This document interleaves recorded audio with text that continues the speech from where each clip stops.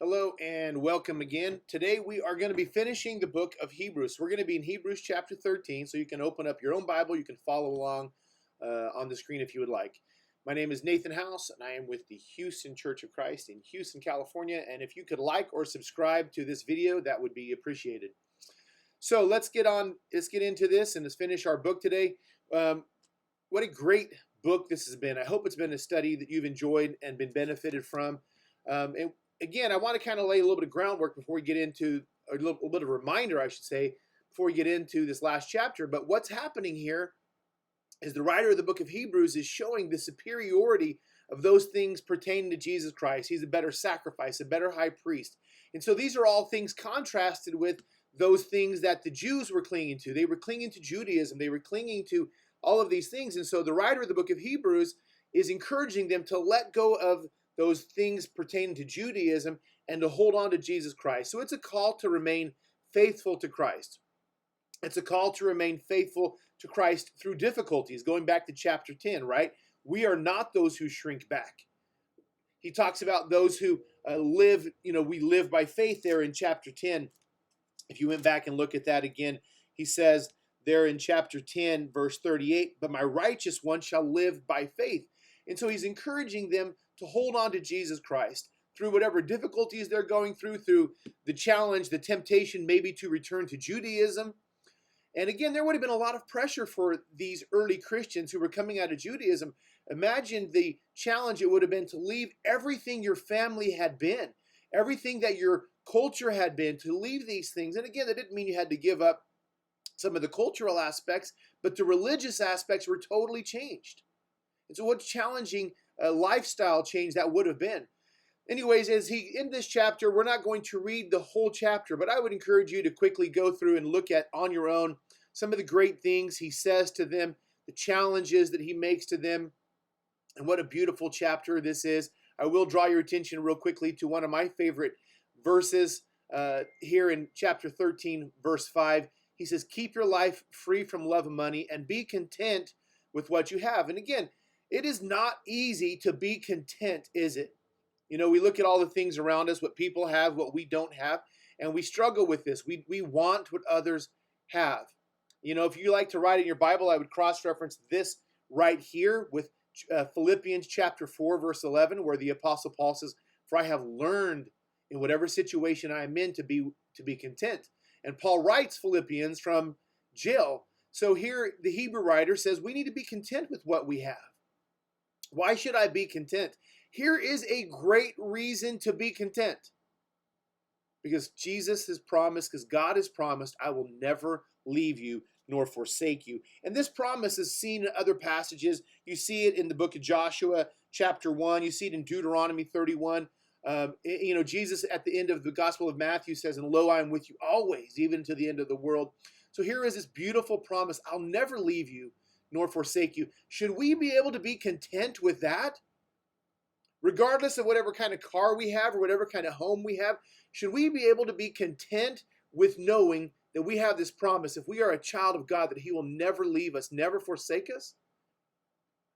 That we have a promise of something better. So for those Jewish Christians who were struggling to hold on, knowing to leave Judaism and hold on to Christ, what a promise, what a reminder. Guys, Jesus promises, God has promised, I'll never leave you. I'll never forsake you.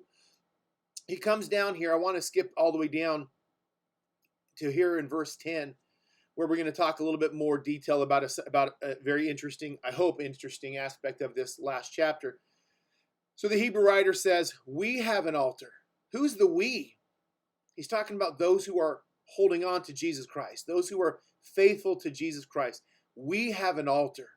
Again, using this Old Testament imagery, using this Jewish mindset, this Jewish idea, we have an altar from which those who serve the tabernacle, the tent, have no right to eat. So he's making a point here that what they have, those who want to cling to Judaism, they have no right to eat of it. There is a principle here. When we come and we gather at the Lord's Supper table, this is something that it's proclaiming that we have made a decision to make Jesus Christ the Lord in our life, the high priest in our life. We have accepted him as our sacrifice for our sins. The Lord's Supper is not meant for just every person, for everybody. It's meant for those who have made that decision. There are people who have no right to eat of it. He continues here in verse 11, for the bodies of those animals. So we'll look back at this in a minute. This is looking back at the Day of Atonement in the book of Leviticus. We'll go there in a minute. For the bodies of those animals whose blood is brought into the holy places by the high priest as a sacrifice for sin. So again, these animals, right, the bull and the goat, their blood was taken and it was used to atone, used by the high priest as a sacrifice for sin. But those bodies on the Day of Atonement, which was only once a year, the day of Yom Kippur, the Day of Atonement, the bodies, though, they took the blood and that was used as atonement sacrifice. But the bodies were not brought in to the tabernacle. The bodies were taken outside the camp. They were burned up outside the camp.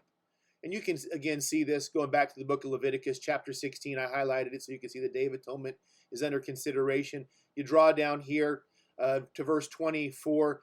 And he shall bathe his body in water, talking about the high priest, in a holy place, and put on his garments, and come out and offer his burnt offering and the burnt offering of the people. Watch this. So here's the purpose. And make atonement for himself and for the people. Verse 27. And the bull for the sin offering and the goat for the sin offering. So what are these animals? Their blood was used to make atonement, right? But their body, the bull, the goat, for the sin offering, whose blood was brought in to make atonement in the holy place, their bodies shall be carried outside the camp. Their skin and their flesh and their dung shall be burned up with fire. So here in the book of Hebrews, as he's coming down here, this is what is under consideration here. He's looking back at this Old Testament practice, sacrifice. He says, so the bodies whose blood is brought in by the high priest as a sacrifice for sin, their bodies are taken outside the camp and they're burned. So then look at what he says concerning Jesus, our sacrifice. So Jesus also suffered outside. See, Jesus was taken outside the city of Jerusalem. He suffered outside the gate. Why did he do this? To sanctify the people through his own blood. So this is what Jesus did. He suffered outside the gate. His body was taken outside the gate. His blood was the blood that brought atonement and sacrifice for forgiveness of sin. Then here is what the Hebrew writer, so this is the application. Again, remember that for those who were reading this, they were struggling with holding on to Judaism. Should we hold on to Judaism? Should we hold on to Christ? And so this book has been an encouragement. And in fact, he even says that down here in verse 22. I appeal to you, brothers, bear with my word of encouragement, my exhortation. That's why he's written this, to encourage them, to exhort them to hold on to Jesus Christ. So then he makes the application to these Christians, these Jewish Christians. He says, guys, let us go to him outside the camp. Let's go outside the camp. You see, that's where his body is. Let's go outside the camp. You see, Jesus suffered outside the camp. He says, let's go outside the camp. Just as Jesus suffered, let us bear the reproach that he endured. Let's go. And so what this is calling them to do, guys, leave Judaism. You know, there is this physical city of Jerusalem that we're clinging to. There is this Jewish system that we're clinging to. And he says the Jews had to leave, again, the camp of Israel. The Jews have to leave the camp of Israel to go to Jesus. Guys, let go of the camp of Israel. Let go of the city of Jerusalem. Let go of those Mosaic restrictions. And so many people today, and it's so shocking to me that there is this return from so many who profess Christ. There is a return to Judaism by many in the world today, trying to hold on to Jesus Christ and hold on to Judaism. People who have been Christians their whole lives are turning to Judaism, or at least some aspects of it. The Hebrew writer says, guys, let's go to him. Let's leave this camp of Israel. Let's go out to him. Just as he suffered outside the city of Jerusalem, let's go outside. You see, we have here no lasting city. The city of Jerusalem, and again, the book of Hebrews was written prior to the destruction of Jerusalem in AD 70. But the city of Jerusalem, the physical city, the temple, it was destroyed in AD 70. The temple is still destroyed. See, there is no lasting city here for us. The Hebrew writer is saying, but we do seek a city. We are seeking a city. We're seeking a better city. And again, you could go back and you can look at chapter 11, right? You can go back here to chapter 11, and it says here, he was looking forward to the city that has foundations, whose designer and builder is God. You see, there was a city that they were looking forward to. He says, guys, let's forget about this city. Let's forget about these things. Let's leave the camp. Leave that camp. Quit holding on to Judaism. Leave the camp of Israel. And let's go outside to Jesus Christ, who sanctified the people through his blood. Why should we do this? Because the city that we're trying to cling to is not going to last. But we seek the city that is to come. And again, it goes back to this major theme running through the whole book, that we have something better in Jesus Christ, a better high priest, a better sacrifice, a better covenant that washes away sins. Let's go to him. That's why I want to encourage you today. There's other things. We're probably, some of us, most of us are probably not struggling with holding on to Judaism, but we still hold on to things, don't we? We still hold on to things that take us away from Christ. We hold on to the secular parts of our life. We want to hold on to them.